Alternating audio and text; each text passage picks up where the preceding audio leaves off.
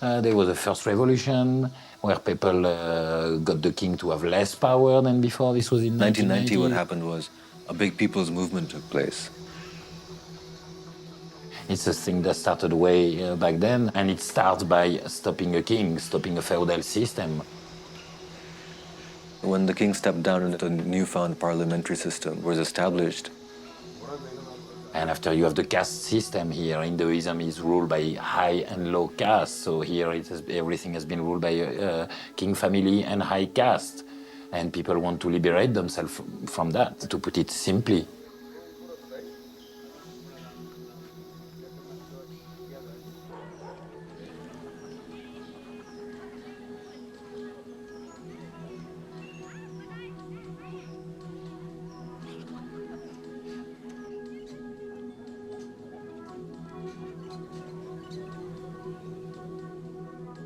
छोटे से काम करे लाग गेली घर में खाना पीना रहे का करना काम करे लगा रहना अब कर खाना पड़ल ना अब छोट छोट अब डाया बिना अपना बुढ़ा के नहीं काम नहीं करबो तो कहाँ पैबो एक जो ठठोर शीशे सर ऊंचा ऊंचा करना छोटा सहयोग करना छकरे उड़ी रहना तो ये डे के पढ़ो करने ना तो अब कुछ पढ़े लगली तो अब शीशे कुछ चीज नहीं ढेर लगल सब और आई गिर संस्था अब कहाँ पैना जब पढ़े लगली डीढ़ छेकरीले हमार का हुई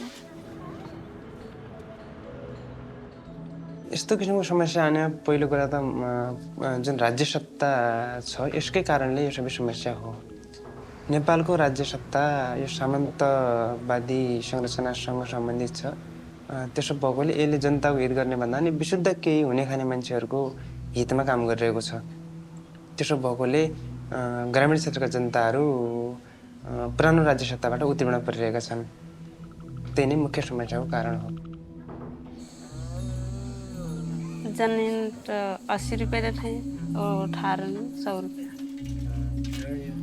पढ़ाई न हो जाए लुगा फाटा हो जाए कब दुख विराम हो जीवन अटरे में का है कुछ पहना है जो दिन काम करो वही दिन किल मजदूर मिलत जो दिन काम नहीं करो तो दिन कुछ नहीं हो ध्यारी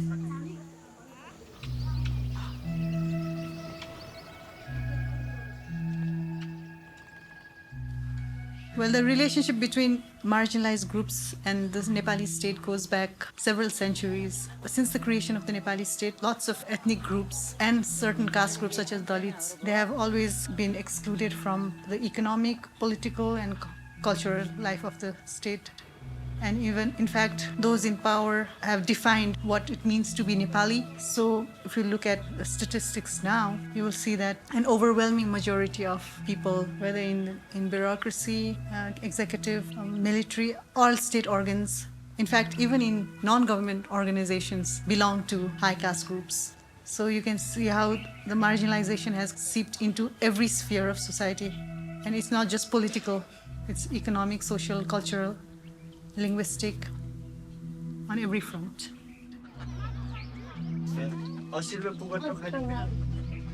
कहाँ पुगिए सिन खेतवा वही ढूंगा ढूंगा बा बालू बालू बा अब जहाँ तहाँ से कबू कबू मार और खाई थी मास्टर करना गरीब मरना नहीं रहल में मार खाई थी कबू कुछ कुछ खाई थी अब नहीं पुगट खाना फिर नहीं पुगट ना लगाई ना पुगट अब यहाँ सरकार जगह तो डेहल अब ऐसे बलुआ में है कि कुछ चीज़ हुई ना रहा तो हमारे एक कट्टा धान तब ना कुछ नहीं है यहाँ धान कुछ बालू जमीन में बालू पत्थर बावे कुछ नहीं होए ना धान होइत ना गेहूँ होइत ना कुछ नहीं होइत लेबरी काम करके दिन भर लेबरी काम करब जौन जेकर 100 बीघा जमीन बावे तो ओकर घर हमरे दास बन के खैलाती दास बन के खैलेती है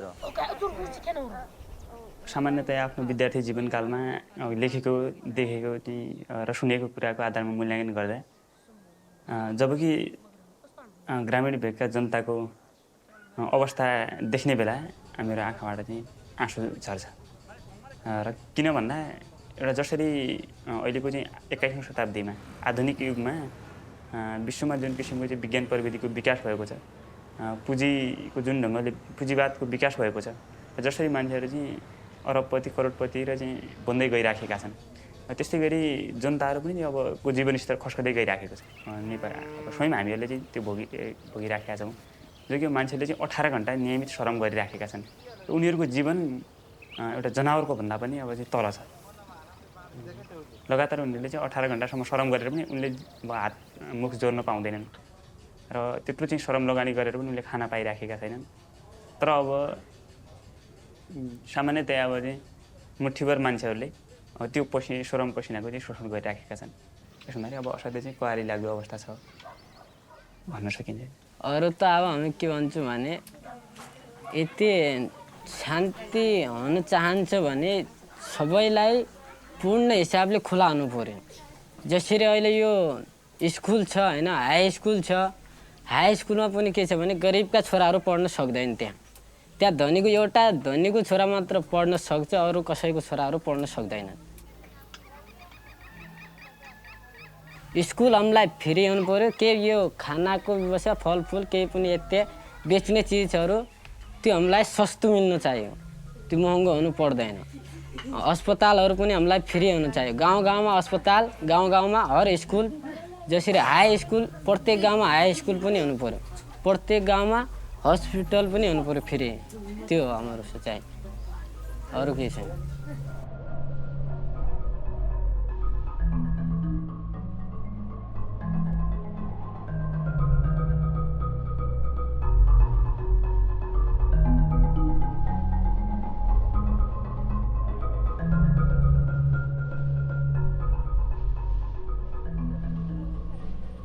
तो 90% जनताको हातमा अहिले केही छैन के त उनीहरूको एकदम गाह्रो छ नेपालमा 3% को हातमा सबै चिज छ राज्य सत्ता उनकै हातमा छ अर्थतन्त्र तिनकै हातमा छ स्वास्थ्य सेवा तिनकै हातमा छ त्यसले गर्दाखेरि नेपाली जनताले धेरै दुःख पाए What people want here is change, practical change.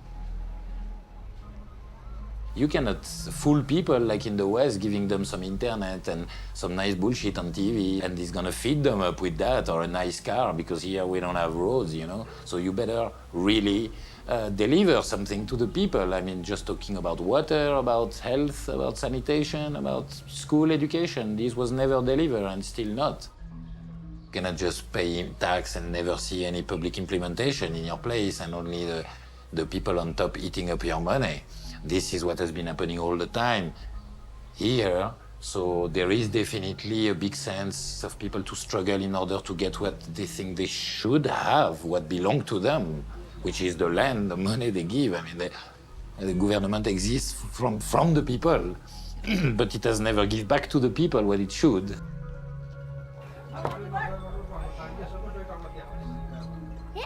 यसको कारण अब समग्र रूपमा भन्नुपर्दाखेरि देशको अब समग्र चाहिँ जिम्मेवारी कार्यभार सम्हाल्ने भनेको चाहिँ सरकार हो सत्ता हो त्यसो हुँदाखेरि जुन ढङ्गले नेपाल एउटा 237-38 वर्ष पुरानो राजतन्त्रले लगातार रूपमा शासन गर्दै आइराखेको छ त्यसो हुँदाखेरि हामीलाई थाहा छ कि अब विगतमा जो नेपालमा 104 वर्षसम्मको चाहिँ जनानीय राणा शासन त्यस्तै गरी 30 वर्षीय निरङ्कुश पञ्चायती शासन र यो अब चाहिँ 14-15 वर्षीय चाहिँ बहुदलसम्म आउँदा पनि त्यो निरङ्कुश सत्ताले नै अब चाहिँ निरन्तर रूपमा चाहिँ आफ्नो सामन्तीय अधिनायकवादी शासन लादिराखेको हुँदाखेरि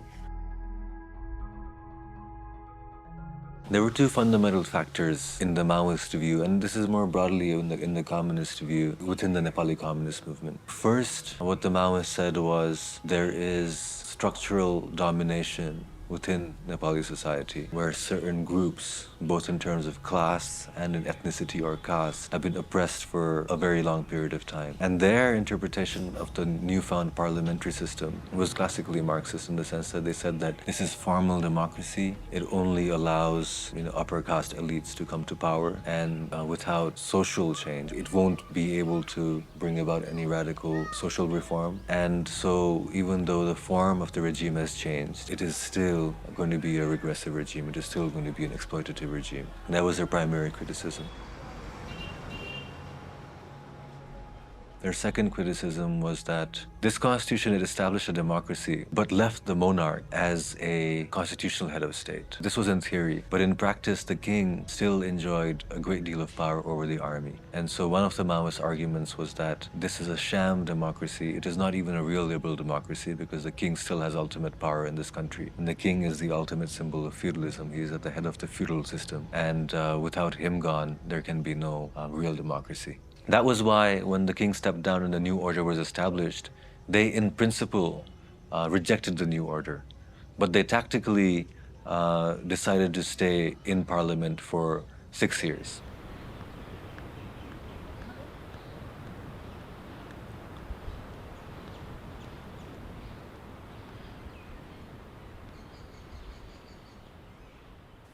त्यसो हुँदाखेरि र अब शान्तिपूर्ण ढङ्गले थुप्रै ठाउँमा जनताले चाहिँ आन्दोलन गरे जो 28 के अरे त्यसो हुँदाखेरि उनीहरू चाहिँ जनतालाई अधिकार दिन चाहिँ इच्छुक भएनन् र थुप्रै ठाउँहरूमा अब हत्याका श्रृङ्खलाहरू 1997 देखि लिएर यो 2008 सालको चाहिँ त्यसै भीमदत्त पन्तहरूको हत्या त्यसपछि लिएर चाहिँ उता जुगेडी जुटापानीका चाहिँ एउटा क्रान्तिकारीहरूको चाहिँ हत्या त्यस्तै लिएर चाहिँ उता सुखानी हत्याकाण्ड यी थुप्रै देशभरिका चाहिँ अब सामन्ती सत्ताले जनतालाई चाहिँ न्यायपूर्ण चाहिँ आवाजलाई बुलन्द पार्ने जनतालाई छातीमा गोली ठोक्यो यसको कारण उसँग चाहिँ भिटो थियो चाहिँ एउटा शासन शक्ति गर्नेसँगै त्यससँग चाहिँ सेना थियो Then beginning in between 1992 and 1996 there were an increasing number of violent incidents among Maoists and the administration in some of the Maoist core areas like Rolpa and Rukum. And that violence gradually intensified, and the Maoists secretly still continued to expand their organization. And finally in 1996, they decided to go underground and start an armed movement.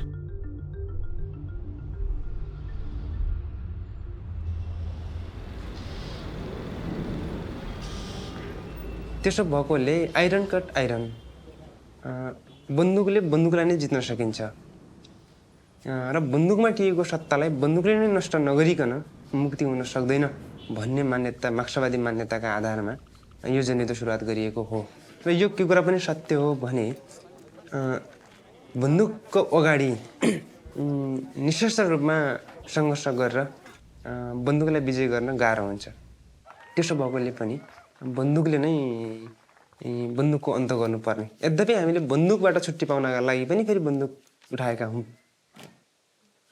भन्ने कुरा हामी स्पष्ट गर्छौं किनकि त्योभन्दा अर्को विकल्प थिएन त्योभन्दा अगाडि पनि हामीले संसदको बाटो नलिएको हैन we went in the elections हामी त्यहाँ गयौं संसद भवनमा पनि गयौं त्यहाँ कुराकानी पनि गर्यौं तर त्यहाँबाट कुनै पनि समस्याको समाधान नहुने देखिसकेपछि हामीले 40 सूत्रीय मागहरू पनि सरकारको समक्ष राख्यौं यो पूरा गरौं त्यो भन्दा भन्दै अब हाम्रा मागहरूलाई डस्टबिनमा हालियो त्यसपश्चात बन्दुक नउठाई नहुने बाध्यता सिर्जना भयो र जब सामनेवालाले हिंसा गर्छ तपाईको सत्ता पक्षले तपाईसँग हिंसा गर्छ त्यसको विरुद्ध त प्रतिहिंसा गर्नुपर्ने तपाईको बाध्यता नै भइहाल्छ र त्यही बाध्यताका अनुसार हामीले बन्दुक उठायौं यो मात्र एकमात्र बाटो थियो जसले चाहिँ हामीले जनताको सरकार ल्याउन सक्छौं भन्ने हामीले बुझेका छौं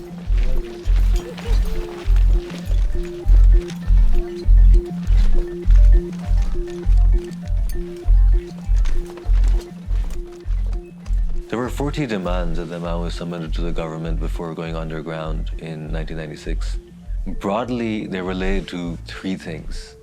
One, against feudalism, for nationality, let's say, which means like autonomy against India. And third's livelihoods, meaning kind of demands for social services to the people. These fall into the main aspects of the Maoist ideology. But these demands encompassed a wide range of issues, including for major land reform, which was supposed to end structural inequality in Nepali society, or the abrogation of certain treaties that Nepal had signed with India, which the Maoists felt had led to unequal relations and allowed India to dominate over Nepal. So these are some examples, yeah. But it has to be said that these 40 demands were submitted as demands to the government. It said, the Maoists said that if you don't fulfill these demands, then we will go underground and start a movement. But actually, it was more like a manifesto, because because these were not the kind of demands that the government could really fulfill. It was more like a manifesto that they put forward before going underground. Yeah, they never expected the government to do anything like that.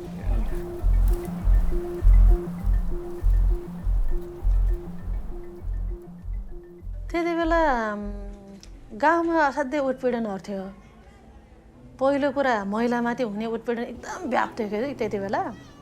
महिला त्यति बेला 2-3 श्रीमतीले नै अनि पुरुषहरूले जे भन्नु त्यो मान्नुपर्ने condition थियो महिलाहरूको।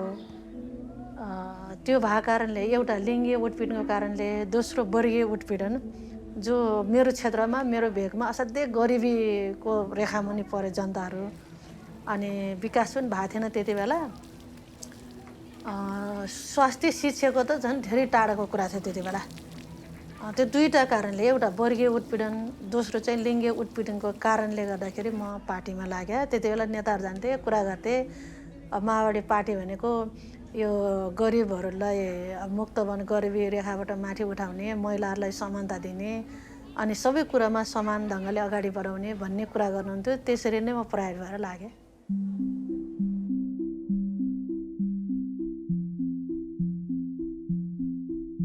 After 6 years of this new government in 90, after the first revolution, started the revolution of the farmers that maybe unfortunately called themselves Maoists. Once again, it's only a name, you can say whatever you want. People then really decided to take things by themselves and not only change a political top or changing names of people on top.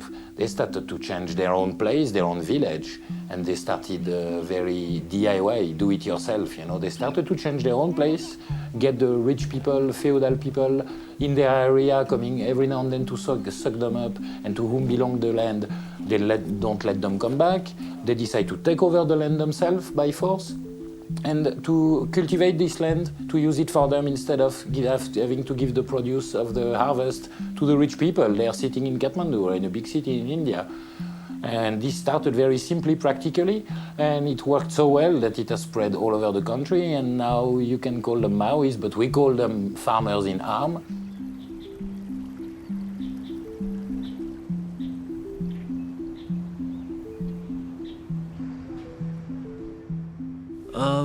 The initial reaction was that of disbelief and mockery. It had only been 5 or 6 years since the democratic system had been institutionalized. The conventional wisdom was that the communist ideology was completely obsolete, that these Maoists would go nowhere.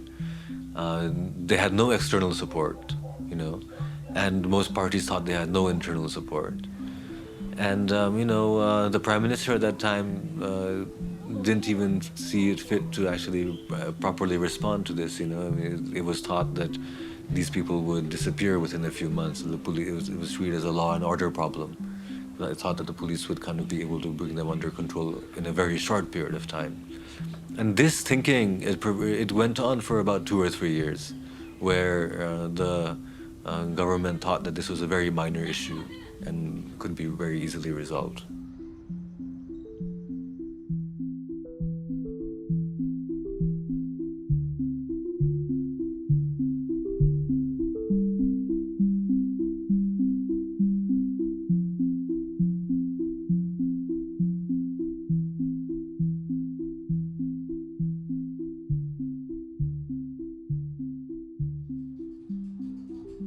माओवादी पार्टीमा लाग्नुको कारण किन भन्दाखेरि हामी एउटा चाहिँ दुर्गम क्षेत्रको मान्छे, जबकि म एउटा अध्ययन गर्दै थिएँ, विद्यार्थी थिएँ र विद्यार्थी अवस्थामा हुने बेला एउटा माओवादी पार्टीले युद्ध गरिराखेको थियो र त्यो युद्ध गर्नको अब कारण अब चाहिँ खुतल्दै जाँदा उसले अब चाहिँ समग्र देश र जनताको निम्ति, उत्पीडित जनताको निम्ति अब न्यायको निम्ति एउटा चाहिँ लडिराखेको र समानतावादको अन्त्यको निम्ति अब लडिराखेको पार्टी हुँदाखेरि एउटा युवा वर्ग भइएको हैसियतले एउटा चाहिँ सत्यको, न्यायको निम्ति र जनताको निम्ति लड्नुपर्छ भन्ने किसिमको त्यो नारा, त्यो नीति कार्यक्रम त्यसले वास्तविक रूपमा जनताको मुक्ति दिलाउँछ र हामी आम नेपाली शोषित पीडित जनताको निम्ति सेवा गर्छ भने र अब यता देश र जनताको निम्ति एउटा मुक्ति एउटा चाहिँ हुन्छ भने हामीले अब युद्धमा हाम फाल्दा पनि फरक पर्दैन भनेर मैले अध्ययनलाई छोडेर भए पनि युद्धमा चाहिँ लागेको हुँ। मुख्य गरी अब जनताको गरिबी जुन किसिमको त्यहाँको चाहिँ समस्या छ यो समस्यालाई चाहिँ अब जो संसदवादी के अरे अब चाहिँ बहुदलले पनि भएन त्यहाँको समस्यालाई समाधान गर्न सकेन। त्यो नीति कार्यक्रम अब माओवादीले पार्टी ल्यायो। अब यसमा अब केही न केही अब नयाँ रूपान्तरण नयाँ चाहिँ विकास नयाँ अब आमूल परिवर्तन हुन्छ भन्ने आशा चाहिँ अब चाहिँ लागिएको।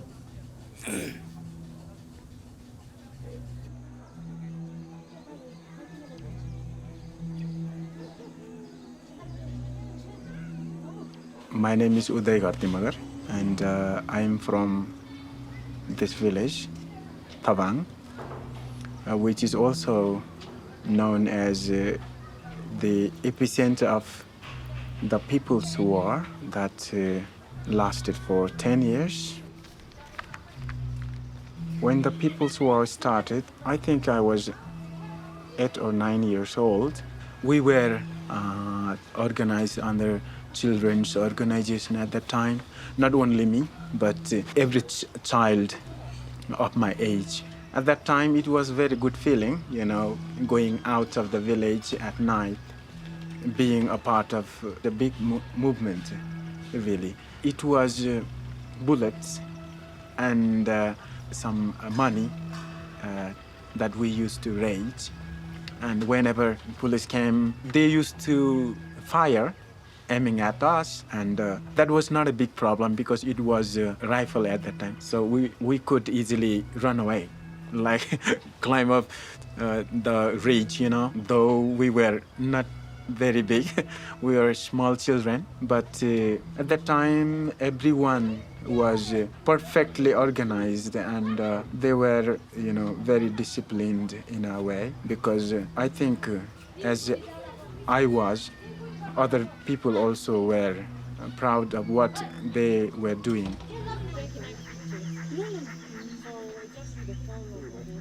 अवस्था त त्यति बेला त अहिले त यो सम्झना गरी साध्य छैन, धेरै जटिल थियो। पहिला सुरुमा कस्तो भयो भने सामान्य रान्ति भनेर लाग्यौँ हामी विद्यार्थी सङ्गठनमा, महिला सङ्गठनमा लाग्यौँ। त्यति बेला एकदम भयङ्कर दमन भयो राज्यबाट। यति दमन भयो कि अब त्यो त्यति बेला जनमोर्चा भन्ने थियो पार्टी, जनमोर्चा पार्टीमा लाग्ने, माओवादी पार्टीतिर लाग्ने मान्छेलाई पुरै गिरफ्तार गर्ने, धरपकड गर्ने, अनि सम्पत्तिहरू पनि लुटेर लाने, त्यस्तो थियो के राज्य पक्षबाट। अब त्यसो हुँदाखेरि हामी भूमिगत भयौँ। भूमिगत भएपछि त अब रातारात हिँड्ने, अब दिउँसो भन्ने केही थाहै थिएन है। जनतामा पनि राति जाने, जे काम गर्नुपर्ने राति मात्रै गऱ्यौँ सुरुमा। 2 वर्षको अवधिमा चाहिँ हामी सब काम राति गऱ्यौँ। अनि कहिलेकाहीँ भूमिगत भए बेला दिउँसो जनताको काम गर्नु पर्यो भने पनि एकदम सेफ ठाउँमा मात्रै गर्थ्यौँ। अनि सबै कामहरू हामीले राति गर्न थाल्यौँ। जनतालाई प्रशिक्षण दिने, सङ्गठित गर्ने, उ गर्ने। त्यस्तो बेला कठिन त निकै कठिन थियो त्यति बेला। त्यो प्रहरीले, सेनाले खोज्ने, उ गर्ने हुन्थ्यो। त्यति बेला एकदम छिपेर मात्रै हामीले काम गर्थ्यौँ। पछि 2 वर्षपछि त गाउँहरू पुरै हाम्रो पक्षमा भयो। धेरै गाउँहरू 2 वर्षपछि चाहिँ हामी ओपनली हिँड्न थाल्यौँ गाउँमा। गाउँमा दिउँसो है जनताहरूसँग काम गर्ने, जनताहरूसँग हिँड्ने, जनतासँगै खाने, हिँड्ने, त्यस्तो भयो।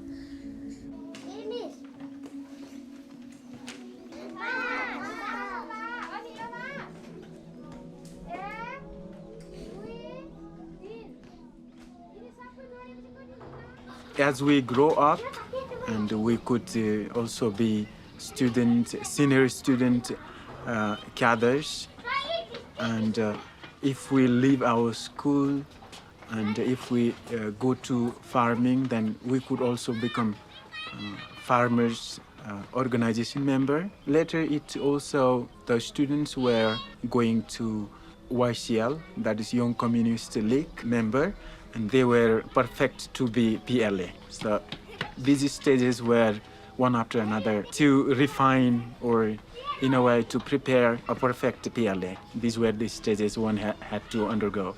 Like this, everyone was organized. We learned many things, you know, and exchange of experience and feelings with people from far away. it also contributed our rising of our consciousness. That's I'm happy for.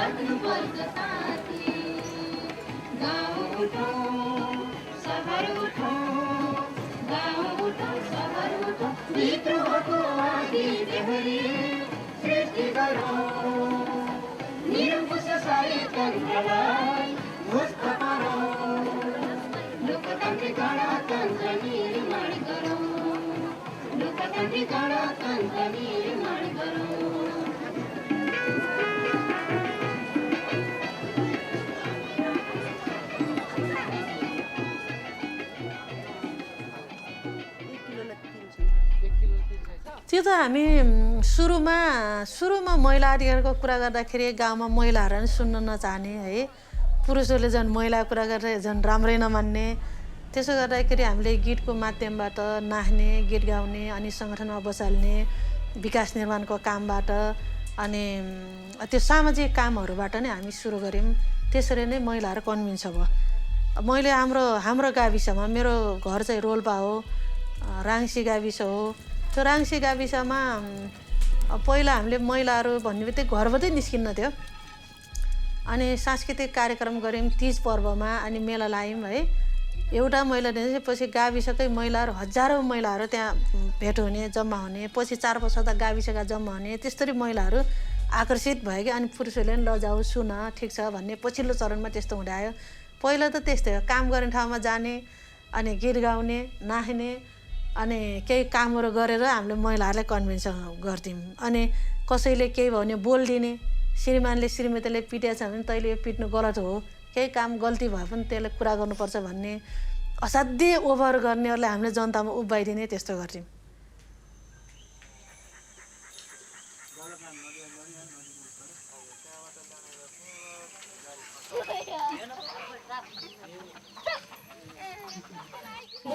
अभी हमारे गाँव में होने घर साल की बात कर रही हो, 4 साल में हो एक हमारे गाँव सिलमटी ये शिशुआबाद है, शिशु मात्र तुम बलात्कार करना गिरा डेले रहे। यहाँ पहाड़ी रही है, मोया गाँव का नाम पहाड़ी रही कि राणा रहे जाट का जमींदार तो रहल हुई, वो हमारे जैसे गरीब तो नहीं रहल हुई। तो कल से हमरे कसी के गाँव मने नजीक होना ले बचा ले ली। कल से पहले तो और बड़े जिम्मेदार रहे, गरीब मन इनके तो कोई चली बेटी बगालम से उठा के ले जाए, कोई घर भीतर से उठा के ले जाए। कल से पहले बहुत अन्यायी अत्याचार रहे। पहले से माओवादी जब से ये ऊंचा लागू हुई बा तब से मैं के बहुत खुशी लागल बा।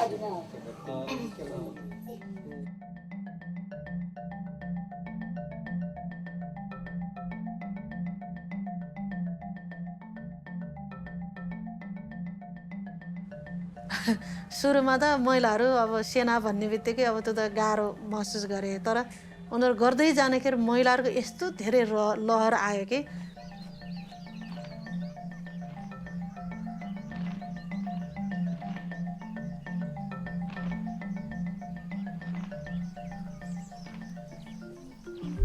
उत्पीडनबाट अलि मुक्त भएको फिल गरे। किन गाउँमा जाँदाखेरि महिलाहरूमाथि हुने उत्पीडनको विरुद्धमा हामी प्रशिक्षण दिन्थ्यौँ, छलफल गर्थ्यौँ।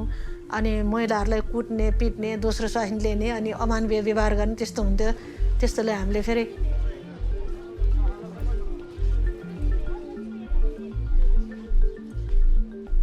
थोरै अलि ओभर भएकोलाई जनकारवाही भन्ने, यसो उभ्याइदिने जनतामा, यसले 2टा स्वास्नी लियो, यसले पिट्यो भनेर त्यसरी गर्ने।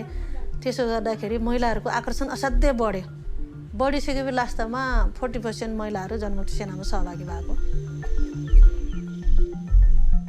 अनि पहिला त सामान्य हिँड्ने सदस्य मात्रै भएर हिँड्यो। पछिल्लो चरणमा कमान्डर हुनेदेखि लिएर आफै लिडिङ गर्ने, त्यसरी पनि विकास गर्दै गयो लास्ट चरणसम्म।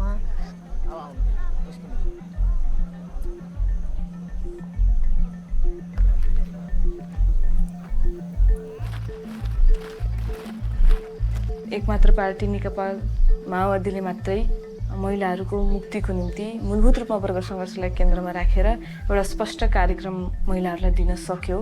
एउटा कारण हामी यसमा लाग्नको निम्ति। दोस्रो कुरा, राजनीतिक रूपले हामीलाई यति धेरै सचेत गराउने काम पनि माओवादीले मात्रै गर्न सक्यो। विगतदेखि हाम्रो राजनीतिक इतिहास पल्टाएर हेर्नुहुन्छ भने हामी थुप्रै आन्दोलनहरूमा सहभागी त भयौँ हामी महिलाहरू, तर यति स्पष्ट रूपमा हाम्रो निम्ति एउटा प्रोग्रामै बनाएर ल्याउने, एउटा प्लानै बनाएर ल्याउने काम माओवादीले मात्रै गर्न सक्यो र त्यसैका कारण हामी माओवादी आन्दोलनमा समाहित भयौँ। थुप्रा महिलाहरू यहाँ समाहित भएका छन्। अब कसरी भनौँ भने योभन्दा पहिले त म यो भन्दैन कि माओवादी आन्दोलन सुरु हुने बित्तिकै सबै कुरा एब्सोल्युटली सल्भ भइगयो भन्ने मेरो भनाइ होइन। मतलब मात्रात्मक रूपमा हामी सल्भ गर्ने विषयमा छौँ।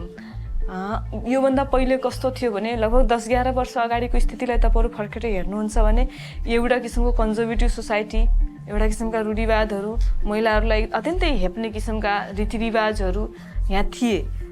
तर पछिल्लो चरणमा अर्थात् 52 सालदेखि जब लडाइँको सुरुवात भयो त्यसपछि गएर महिलाहरूको स्थितिमा नितान्तै क्रान्तिकारी सुधारहरू आएका छन्।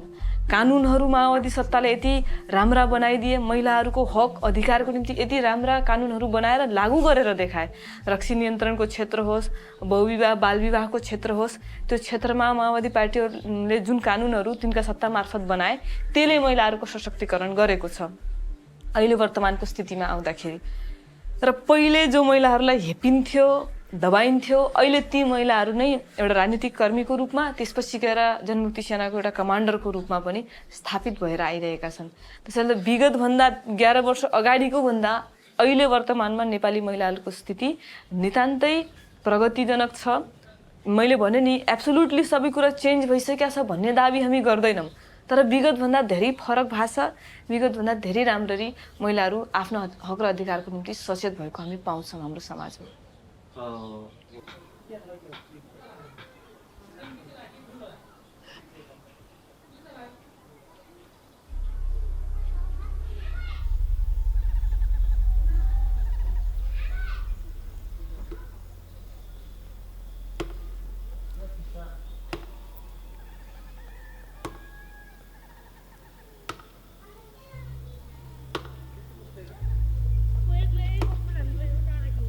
So many villages that don't feel like they are in the country that is called Nepal.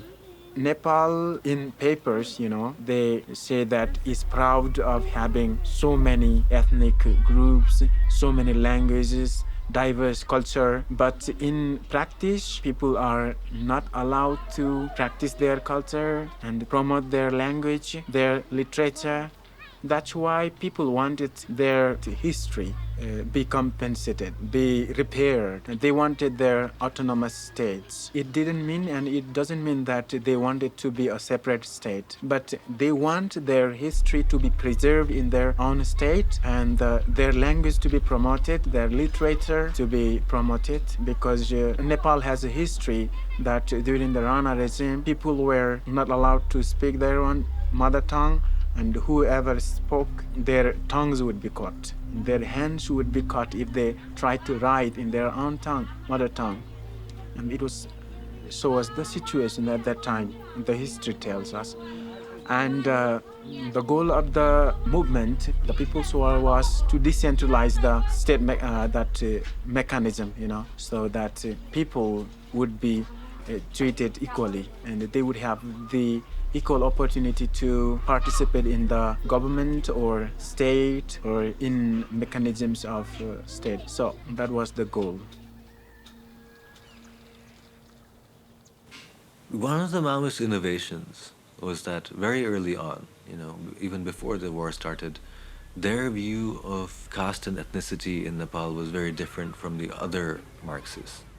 Like all Marxists, they thought that caste and ethnicity were secondary issues, that class was the primary issue.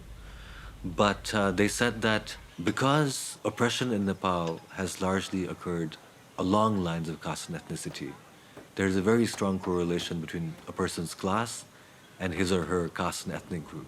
So one big reason for why the Maoist movement spread so far so quickly was because marginalized groups felt that actually here was a communist movement that were actually paid attention to their lived reality. Like, it was able to express in words what these people felt their real problems were in real life. What the Maoists also did was they created a narrative in which the oppression of all ethnic groups or various ethnic groups could be related to each other and brought together in a national way.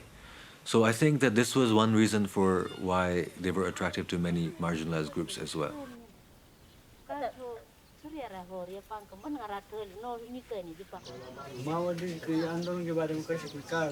अब ये माओवादी आंदोलन के बारे का ऐसे हमार दहिया पुहिया में बैठलाटी इतना बलुहा ढूंगा में हमार ना कुछ हुई ना कुछ बनत अब माओवादी सरकार आई हम इन्हें बढ़िया ठाव बढ़िया जगह मिला दी जो कुछ साइड मजदूरी छोटी से कई के फिर हो जाए गुई गज बढ़िया अपन जगह जमीन में से उपजनी हो जाए अभी तो ना माओवादी बढ़िया कर ले है ना ज्ञानेंद्र बढ़िया कर ले आप दोनों बच्चे तो बराबर पे कर लेते हैं हमरा अब हमारे से तो का करना हो क्या कर लिंक से लगना हो वो वही लिंक से लगे थे वही ने बंदूक लगे थे वही लिंक से लात लगे थे हमारे दोनों बच्चे हमारे तो जे जाके धारो करना हो चाहे यहाँ से मारे चाहे उमर से मारो तो माओवादी को आंदोलन के बारे में क्या लगता है माओवादीको आन्दोलनमा उसरी हामीलाई अहिलेसम्म यो आन्दोलन चालु भएदेखि अहिलेसम्म हामीलाई राम्रो छ भनौँ तिम्रो व्यवहार जसरी तिनले आफ्नो मुखबाट जनतालाई भनेको छ त्यो सब कुराहरू राम्रो लागेको छ हामीलाई तिनले भनेको छ कि यति हामी आफ्नो सत्ता ल्याउँछु नेपालमा भने तिम्रो मुक्तिको लागि लड्या हौँ तिम्रो देश र जनताको निम्ति हामी लडेका हौँ एउटा हामी व्यक्तिगतको लागि होइन यति हाम्रो यो मुक्ति आउँछ भने सब हामीलाई खुल्ला हुन्छ कसैलाई पैसाको हेक चाहिँ पाउँदैन कसैले भोको मर्न पाइँदैन जसको जग्गा छैन त्यो जग्गा त्यो पनि मिलाएर गरौँला भन्ने अहिले उनलाई पनि आशा छ कसैलाई मार्दैन भन्ने आशा छ उनलाई सब व्यवस्था गरौँला भन्ने आशा छ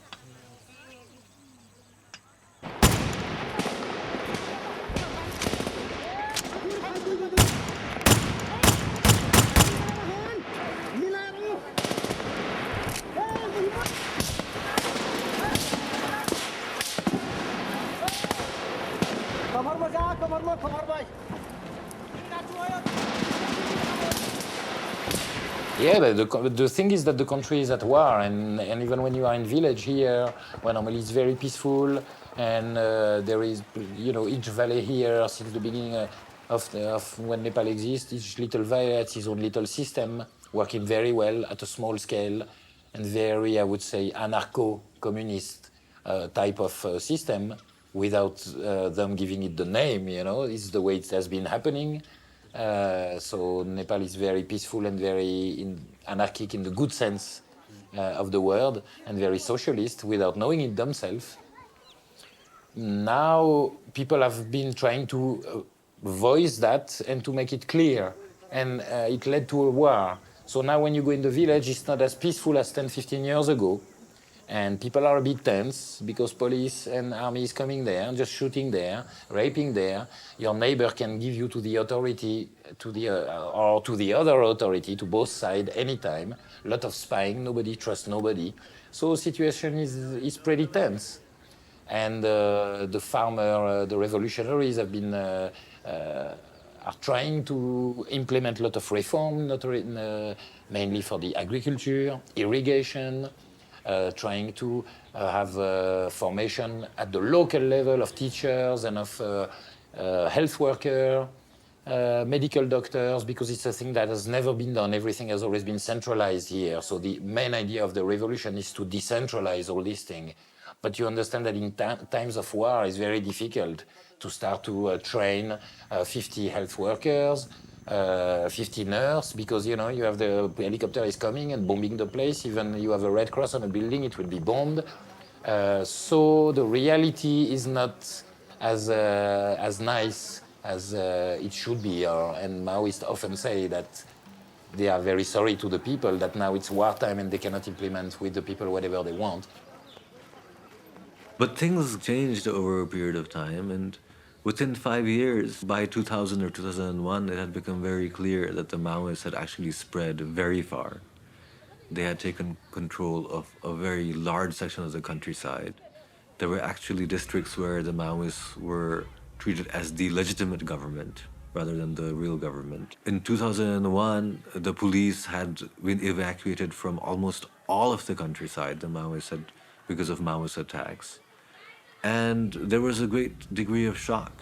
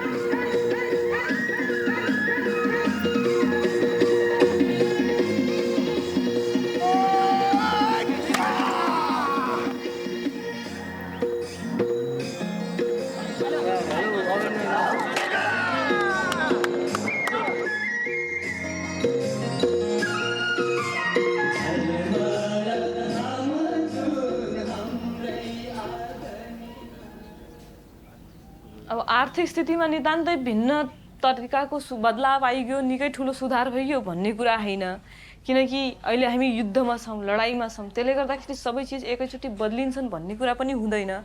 अब आर्थिक स्थिति चेपुवाबाट किसान बाहिर निस्केको छ, यद्यपि उसका आर्थिक समस्याहरू छन्, ती समाधान गर्ने पाटो तब मात्रै हुन्छ जब देशमा स्थिर प्रकारको सही सरकारको स्थापना हुन्छ, सही प्रकारको सत्ताको स्थापना हुन्छ र त्यसले किसानका समस्याहरू हल गर्नतिर ध्यान दिन्छ। विगतमा त्यो भएन, अहिले त्यो हुनुपर्छ भन्ने हाम्रो माग हो।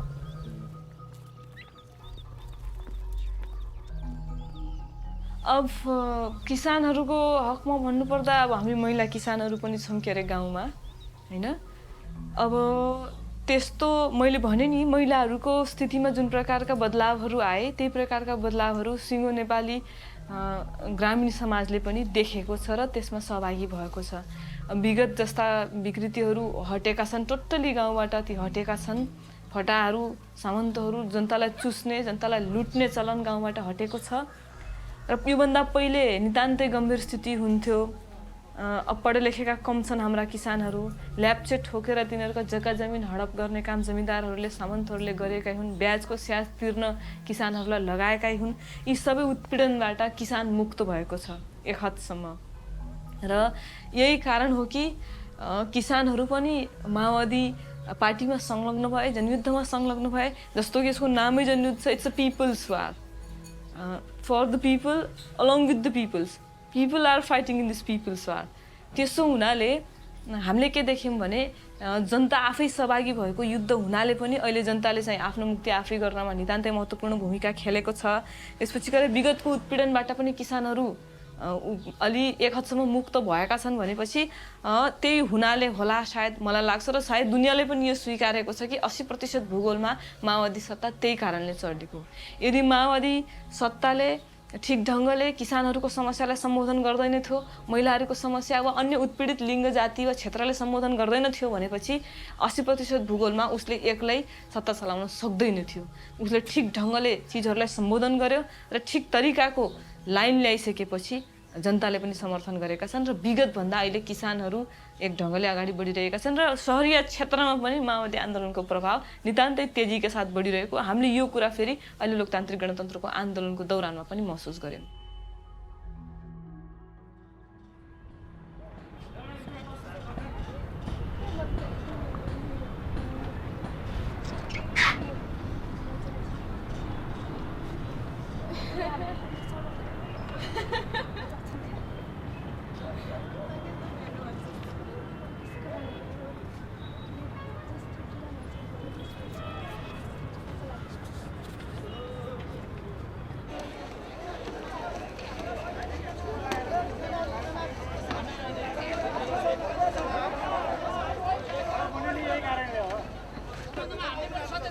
छौँ तपाईँले त्यो च्यालेन्ज दिनु भने फेरि बेकारको तात्ने काम चाहिँ नगर्नु हामीले पनि वाच गरिरहेको छ तपाईँले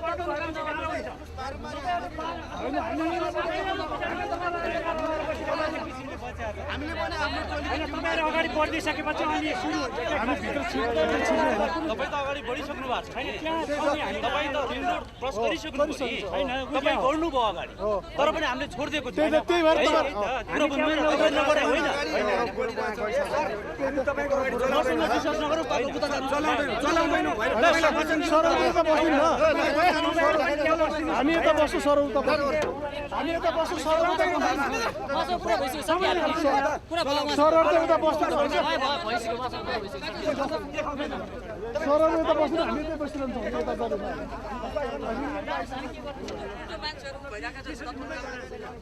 हाम्रा नेताहरूले यसलाई लोकतान्त्रिक बिन्दुमा पुर्याउनका लागि लोकतान्त्रिक गन्तव्य हजार व्यक्ति घाइते भएका छन् निर्दोष जनता गोली खाइराखेको छ निर्दोष जनता लट्ठी खाइराखेको छ बच्चाहरू कुटाई खाइराखेका छन् टियर ग्यासले चाहिँ बिरामी भइराखेका छन् तर यो देशमा राजा भन्ने व्यक्तिले अहिलेसम्म कुनै पनि प्रभाव पर्या छैन र वास्तवमा भन्ने हो भने यदि राजा भन्ने व्यक्तिले आफ्नो जनताको दुख तकलिफ र मार्काको बारेमा अलिकति पनि प्रभाव छैन भने त्यस्तो व्यक्तिलाई राजा भनेर कहलाउने एउटा अधिकार छैन अब देशभरिका जिउँदा शहीदहरूलाई पनि हार्दिक संग्रामी अभिवादन व्यक्त गर्न चाहन्छु मुलुक अहिले सम्झौता विहीन नेपाली जनताको लोकतन्त्रको बाधक भनेको मात्र राजा ज्ञानेन्द्र होइन सिङ्गो राज संस्था हो त्यसकारणले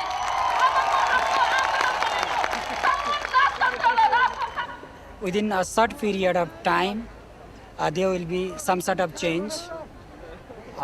There must be, because the king alone cannot keep this type of huge mass alone, or he cannot control. This is beyond the control of king as well as the political leaders.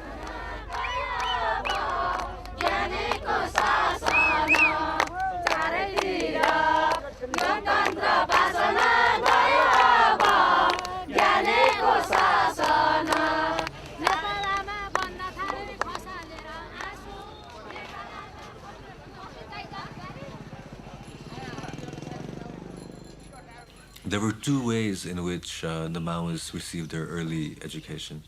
One was through propaganda material sent by the Chinese state to Nepal. Secondly, it was through translations of communist literature which came through India. These were books and magazines translated into Hindi.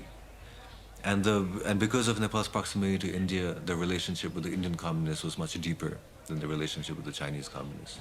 In the 80s, most of Nepal's communists decided to adopt a line which they thought was more in consonance with the modern world. They thought that they needed to participate in democracy, that the Soviet system was falling apart, that the old-style communist system would not work. And they came to the cities to organize. They were trying to build their organization to increase its size. But in the 80s, the Maoists, they said they rejected all these ideas. They rejected all the new ideas about political reform. Their strategy was still Maoist, meaning they wanted to launch an armed struggle. Right now, people are there is a curfew, even though the people are on the road, despite of the curfew announced by the government. And they have no fear. They are not scared of the curfew. Only their demand is restoration of democracy, and people should be empowered. And they focused rather than expanding their organization and going out to the masses, they focused on, in a very Leninist kind of way, on creating a small nucleus of devoted revolutionaries and getting arms and kind of preparing themselves for a long-term armed struggle. Of course, in 1990, what happened was a big people's movement took place, and they were taken unawares to a certain extent. So they said that even though we don't support a parliamentary order, we need to participate in this fight against the king. And they participated in the first people's movement against the king in 1990. And they distinguished themselves from the other political parties in a number of ways. One, their members were much more militant than those of other parties. And their political demands were more radical than that of the other parties.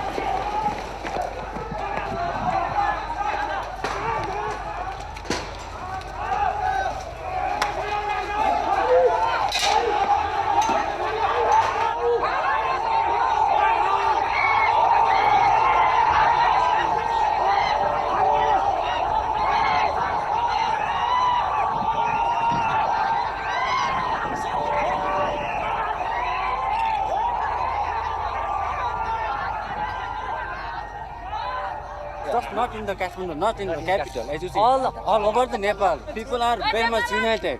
More and more they are gathering against the monarchy. Okay, if he does not give democracy, we'll go through Maoist. Then we carry here democracy, fully democracy. Okay?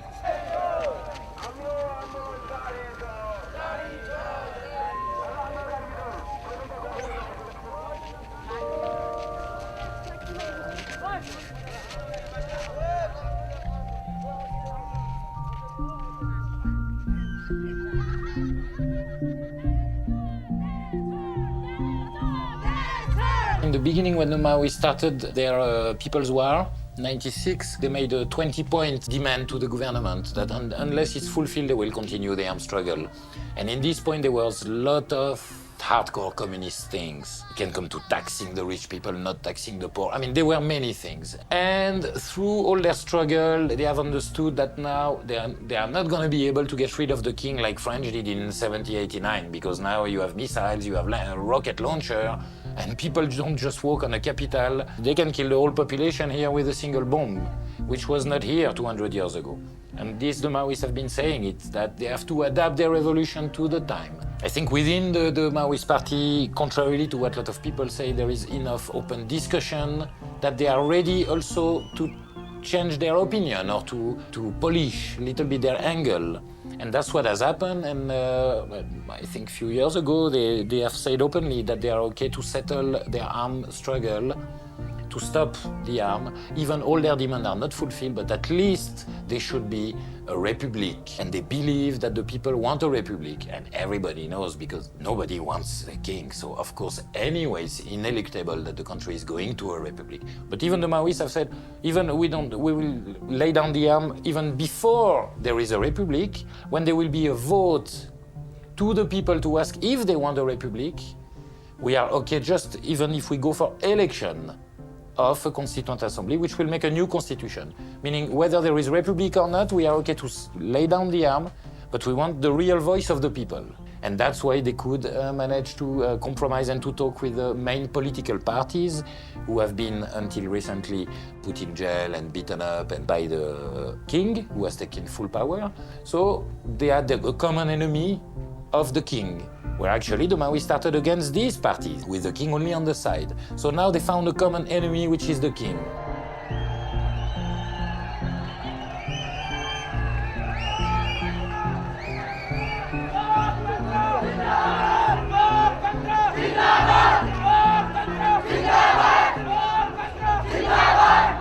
I want to say that the protest should go on, and the consciousness established should be conducted, and peace will come in Nepal, unless it is not impossible. From the last 50 years experience, when the king gets the opportunity, he always attacks democracy. Yeah, that's why people have to conclusion that king is not necessary for democracy. That's why if democracy has to be developed in Nepal, king should be removed. Now you can see people are united everywhere, people are gathering everywhere, almost in every part of the country, not only here. Almost everywhere the people are fighting against autocratic monarchy. Firstly, it was organized by 7-party alliance and Maoists. But right now, it is handled by almost all the people of Nepal. It is not in the hand of political parties, or it is not only in the hand of Maoists. It is being handled by almost all the Nepalese people, whoever are actively participating in the movement. Because the power of people is greater than the power of monarchy. It's not optimum that they want to get rid of the king because it's a common enemy, but as we see, for a lot of population, it's always important to moving ahead, they need an enemy to do so. That's not very anarchic, but that's the way it is. Because of this understanding, they are okay to merge into the mainstream, become a political party, if it is sure that there is a coming election for a constituent assembly, meaning making a new constitution. And they are convinced that it will lead to a republic. And now, recently, when we saw the people's movement and the king ordering with the chief of army to shoot at the people, there is actually no chance that people, if they vote, will not vote for a republic. Everybody now wants a republic. The king is already in the past.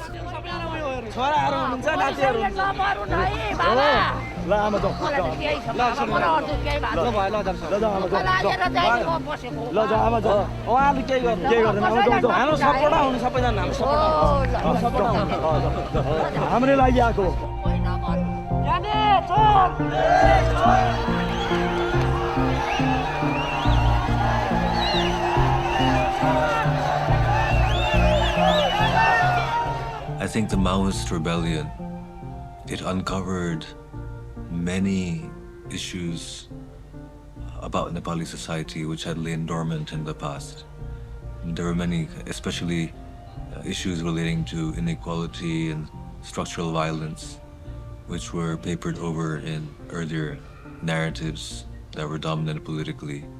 The Maoists brought them to light. So I think that the 10 years of the Maoist rebellion was a very major turning, both social and political turning in Nepali society.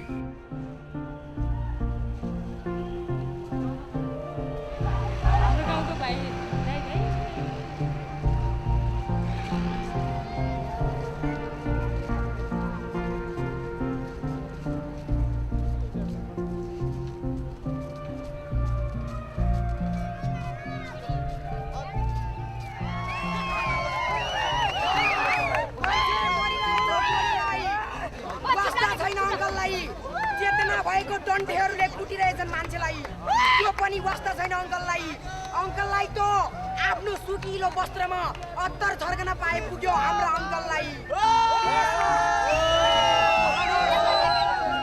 देशमा शान्ति छर्याछु भनेर झर्कन पाए पुग्यो हाम्रो अङ्कललाई हामी अङ्कललाई त राजतन्त्र त्याग्न भन्छौँ अङ्कलको मलामी जान कहिले पाइयो साह्रै खुसीका साथ दिन गन्छौँ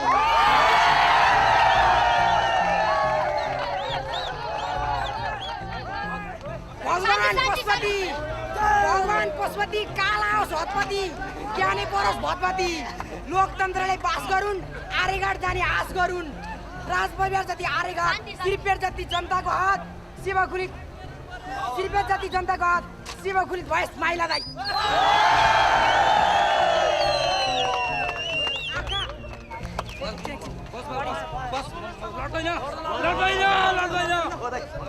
आँखा डेरो लाटे कोसेरो जस्तो यो ज्ञाने गलाको चाला 60 वर्ष नागिसक्यो म हामी कहिले जाला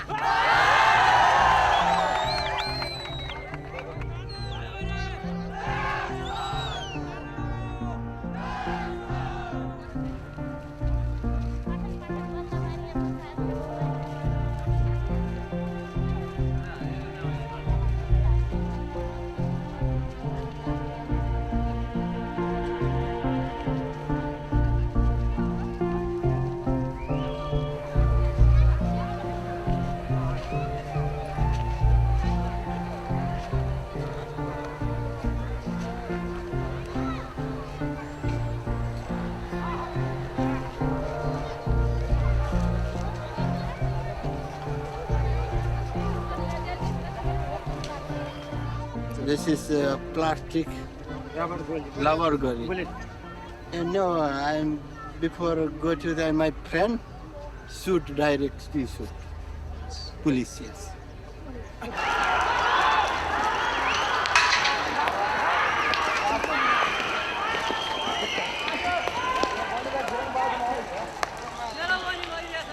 Of course, I was here and I was running. I was running away from here because the policemen just were running behind us. They were chasing us. That's why we were running away from here. And I did not see the scene here. What the bloodshed scene was taking place here, I could not see that because I was running on this way. According to the people, whoever were present here, 3 people were dead on the spot. And some of the people were dead here. They were not identified, and their dead bodies were taken by police personnel. And I think hundreds of people were injured here badly, and they were taken to nearby hospital by the volunteers working here. A helicopter was flying over the sky. As soon as the helicopter came towards the direction, the police started firing to the protesters without giving them warning. So it was all of a sudden. The police fired first. The demonstrations, they had nothing, just flag and something else in their hands. So they ran away, and some of them who were standing in front, they were shot dead. So you can see clearly police are just beating people, especially innocent people.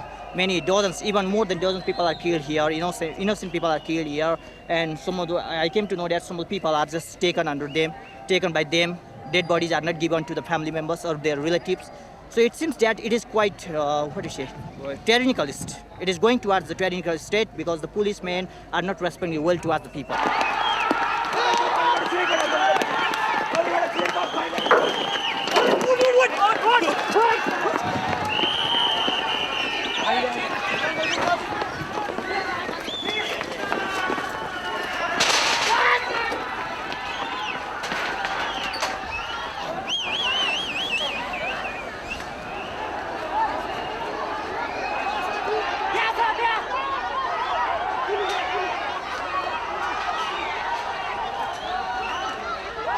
There is a policeman hiding also there, going to capture him.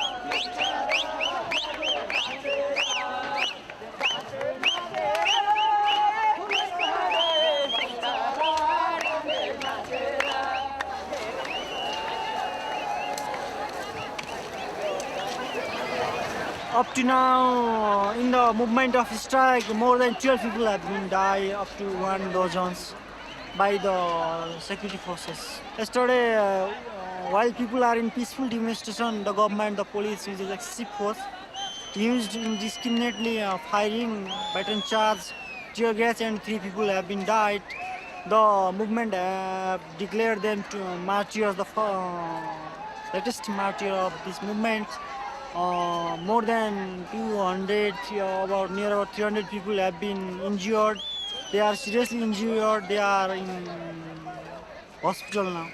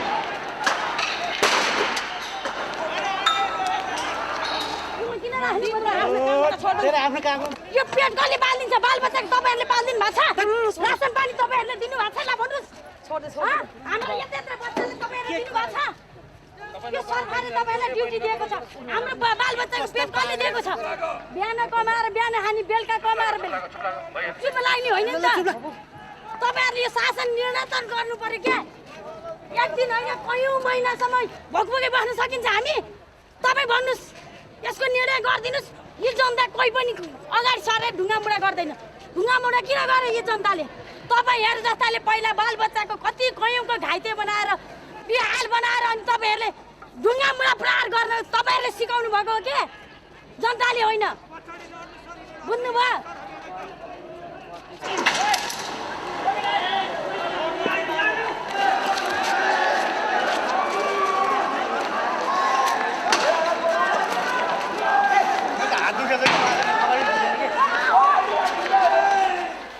If you want a real democracy, and if you see your family being shot or your own daughters being raped in front of you, it becomes self-defense. And that's exactly how the Maoists started. This is what makes us angry about the middle class and the upper middle classes living in Kathmandu. A lot of the intellectuals, the ones that run magazines and newspapers and are very political intellectuals and are very against the king and whatever, but at the same time they're against the violent Maoists. Now, you know, the Maoists did not just spring from nowhere and they didn't come down from the sky with masks on with guns. They took up the arms because they saw their own children being massacred. And the middle classes here, they live in huge walled compounds. They have a name for themselves so that they go into jail. When they go to jail, they go to jail for 7 days. They will never disappear or be lost because they have a name for themselves, and the international media will be watching them because they have a name for themselves. Now, you know, Fulmaya Gurung in the village up there is going to get raped by 12 soldiers, by a platoon. No one knows her, no one gives a shit. She gets shot in the head.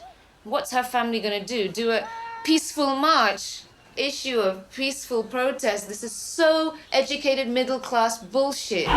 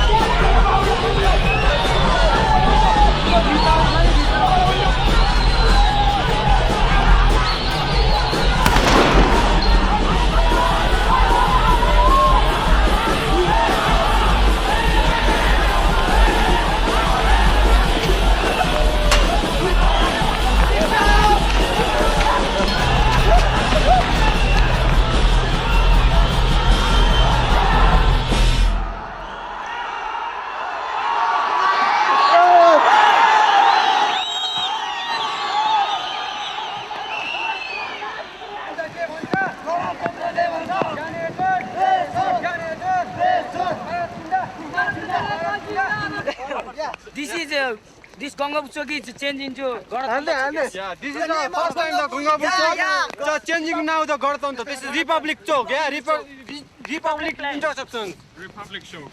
Yeah, Republic Chok. You changed the name. Yeah, we changed the, not me change. All Nepalese change the name. That is the Ganatantra Chok, yes. Republic, first Republic Chok. Yes. Yeah. Thank you. Yeah. Thank you. Thank you. Republic Nepal. Republic Nepal.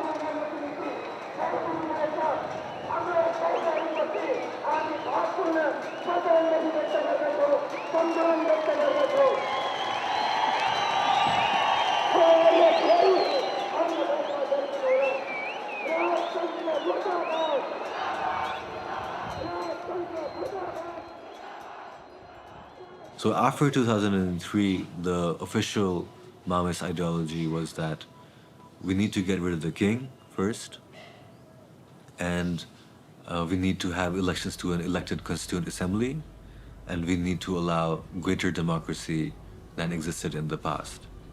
At the same time, many Maoists thought that the first step would be to get rid of the king and hold elections to a constituent assembly. And then after that, as a second step, they would have to get rid of the parliamentary system and then establish a one-party state. But they were never able to go that far. After 2006, the king was removed. They entered parliamentary politics, and they have the dominant faction adapted itself to the parliamentary system. The faction that was always more in favor of democracy adapted itself to the parliamentary system, and the faction that was more Stalinist in nature, it quit the party and went to and formed a splinter group, and they continue to this day to say that another revolution is necessary in Nepal.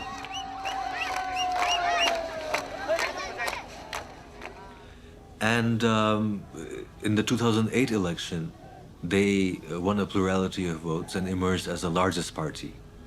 And they formed a coalition government, and the Maoist chairman became prime minister. So this was completely unexpected for the other parliamentary parties and the old organs of the state, because they felt that once the Maoists would enter the parliamentary system, it would be very easy to co-opt them into the system, to weaken them, and turn them into just a regular parliamentary party.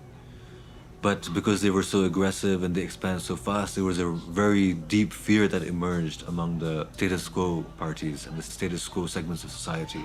And soon after, they all banded together against the Maoists. So there was all the powerful bodies, let's say, like, the main parliamentary parties, the Nepali Congress and the CP and UML, the army, the elite business interests in Nepal, and the Indian government. They all decided that they needed to counter the Maoists and bring them down. And because it was a coalition government and the Maoists didn't have a majority, their government was brought down in 2009. What happened was, to put it simply, the other political parties and India and the army decided that they needed to tire the Maoists out, refused to give them anything, refused to kind of let them return to government, and destroy the party, basically.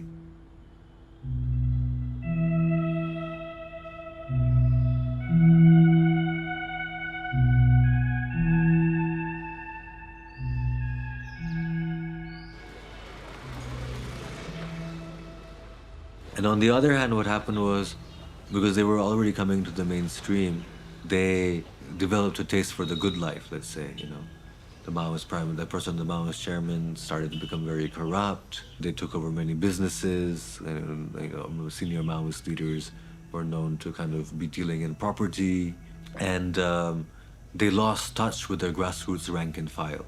And as a result, in the last elections, they did very poorly. And then they emerged as a very small force in the current parliament. So due to these tendencies, in recent years, the Maoists have been significantly weakened.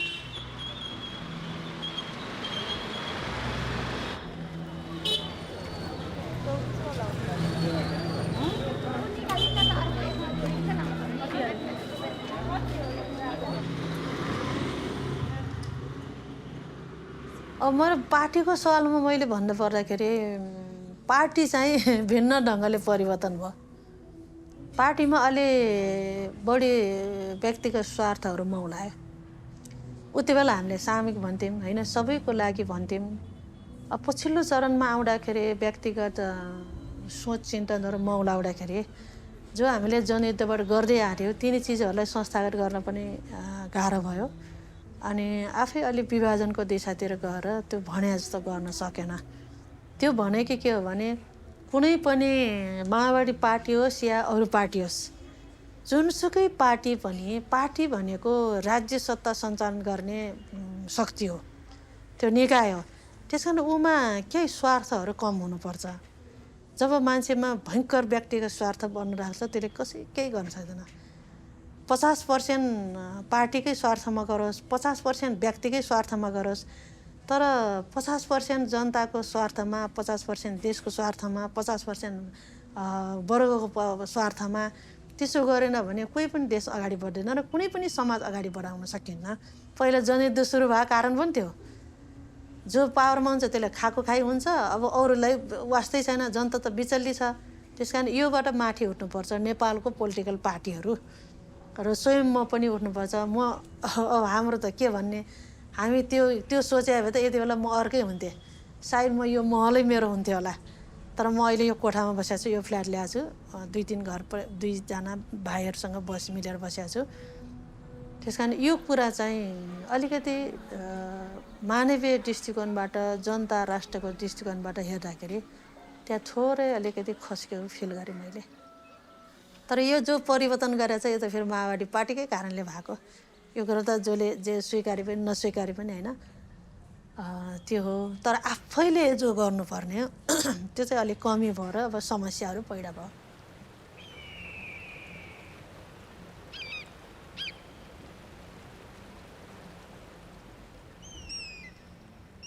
I mean, some of their demands were fulfilled. I mean, for example, the monarchy was abolished. I think that's probably the greatest permanent contribution that the Maoists made to Nepali history. Elections to a constituent assembly were held. From 1990 onwards, the Maoists had always said that we need a new constitution drafted by elected representatives.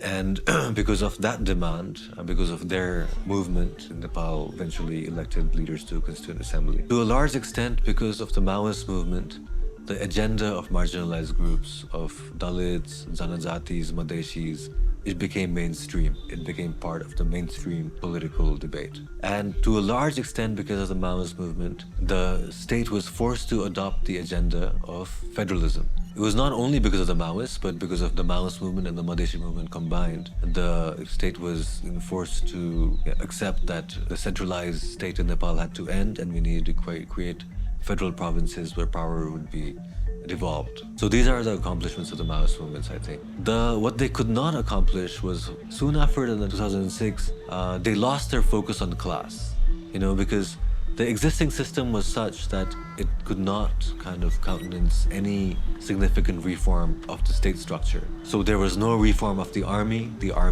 remained as it was.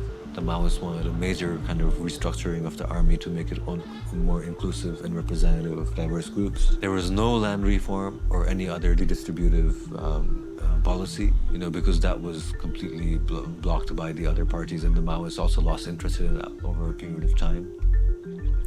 And more recently, I think that even though federalism was adopted by the new constitution,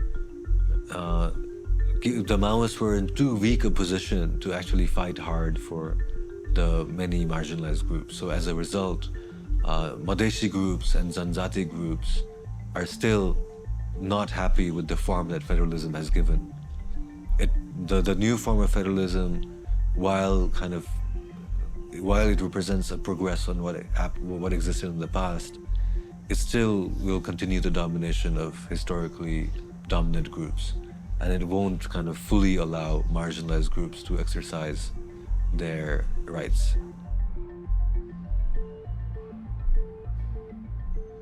यस्तो भयो, अब जनयुद्ध सुरुदेखि यो शान्ति प्रक्रियासम्म आउँदाखेरि हामीले मेरो आफ्नो विश्लेषणमा के हो भने उत्पीडनबाट मुक्ति पाउनुपर्छ र समानता हुनुपर्छ भन्ने एक नम्बरमा चेतना उठ्यो हेर्नुहोस् है। त्यो तपाईँहरूलाई पनि फेल होला होइन।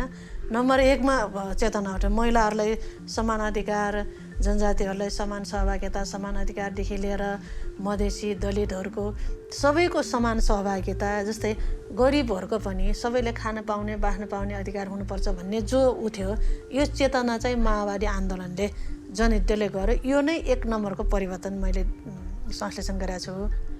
यो नेपाली समाजलाई परिवर्तन राजनीति हिसाबले र चेतनागत हिसाबले धेरै ठुलो चेन्ज गरेको छ।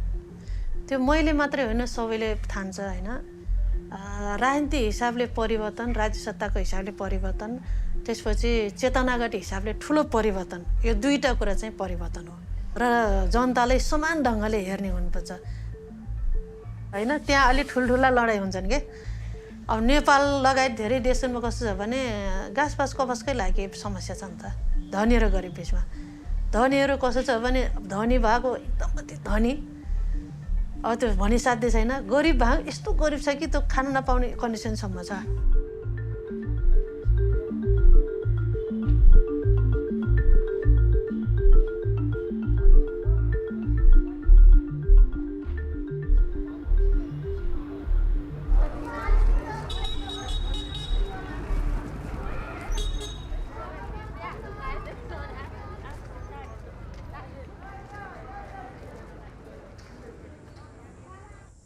See, I mean, insurgency has, of course, created lots of challenges. I mean, we lived our life dying every day, sometimes without dignity, without equality, without justice.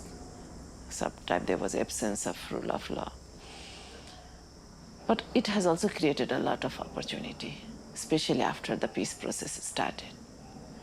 Because insurgency not only challenged the political system, but it also challenged the discrimination, inequality, poverty, exclusion. And they also attracted lots of marginalized and minorities' voices. And for women, I would also like to mention, they also challenged the notion that said only women are weak, they're biologically weak. They cannot fit in army as a combatant, because 40% of women were militia at that time. So it has also challenged the stereotyped and traditional role of women, and also created opportunity during the peace negotiation process, because then that created an environment to make a constitution through the new constitution. And the benchmark they made is, even in the interim constitution, Maoists gave 40% seat to women in the interim parliament as an indicator of their contribution as an insurgent.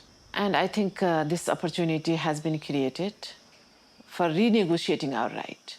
But that doesn't mean, insurgency was one component, but the way democratization started in this country. The way, people become educated and aware when you are exposed with the world, with the knowledge, with the skills, then it also creates another opportunity. So many things has come together, and it's not that, again, like people say, oh, you just talk about Western values. It's not that. It's our own realization, our own internalization of issue, because we understand what implication the present patriarchal system has affected on women. Why there's a huge disparities between men and women even now, whether in politics, whether in decision making, whether in education, whether in employment, in health. Why huge disparity? Why still women are dying in this country? Why only women has a maternal death? Why hundreds of women are sexually abused or trafficked and is still confronting with the justice system? We have a problem. We have a problem with the discriminatory law. We have a problem with the weak law. We have also a problem with the law or policy which is based on the protectionist approach, which is curtailing or limiting our rights in the name of protection. Because no place is safe for women, neither home, nor workplace, nor street, not only the foreign country. So we need to create an enabling environment where women are able to say no. A woman feel safe inside the house, at workplace, in the states. So we have an opportunity to renegotiate our claim, our entitlement through the new constitution making process, through the political changes.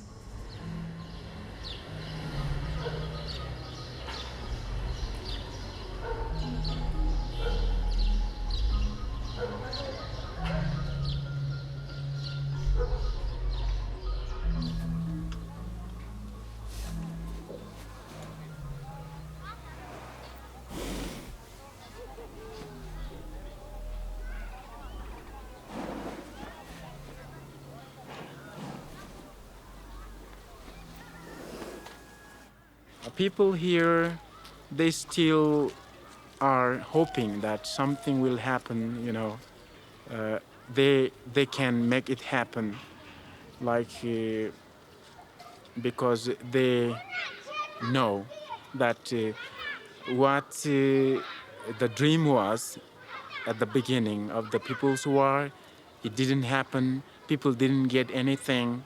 Just a few people, a handful of the leaders who turned out to be the most corrupt in the nation, they got something in return of so many warriors, you know, so many people's liberation army, so many cadres of the party who died during the wartime. But people who were called to participate in the movement, they didn't get anything, and there was physically no so much change. Though their level of consciousness and their level of understanding was quite good, and but still we remember the glorious days of our movement. So every year we gather here, and people from neighboring villages also gather here, and we wish each other that the things, the dream that we dreamed every time, you know, will happen one day. And still people are they are not giving up, and I think they will just come together to fight against the corrupts and the state that is always oppressive, you know, to them. That's right.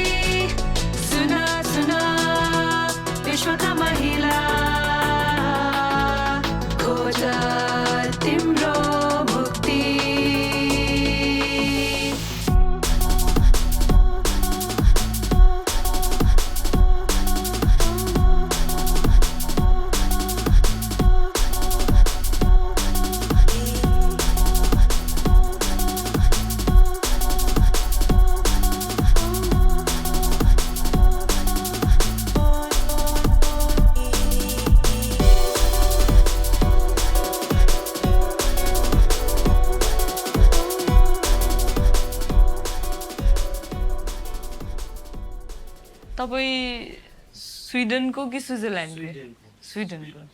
स्विडेनका जनतालाई के भनिदिनु होला भनेपछि नेपालका जनता आतङ्ककारी होइनन्, तिनीहरू आफ्नो हक र अधिकारको निम्ति लडिरहेका छन् र मार्क्सवाद, लेनिनवाद, माओवाद र प्रचण्डपद जस्तो एउटा वैचारिक हतियार लिएर लडिरहेका छन् र तपाईँहरू पनि राजालाई भत्ता खुवाएर जुन तरिकाले जबरजस्ती आफ्नो पैसा त्यहाँ दिइराख्नु भएको छ, तपाईँहरू पनि सक्नुहुन्छ भने सही विचार अँगाल्नुहोस्, लड्नुहोस्। लड्न गाह्रो त हुन्छ तर असम्भव हुँदैन, हामी जित्न सक्छौँ भन्ने विश्वास नेपाली जनताले गरेको छ र नेपाली जनता जस्तै स्विडेनका जनताले पनि हाम्रो आन्दोलनलाई मद्दत गर्नेछ भन्ने विश्वास पनि हामीले राखेका छौँ। त्यति हो।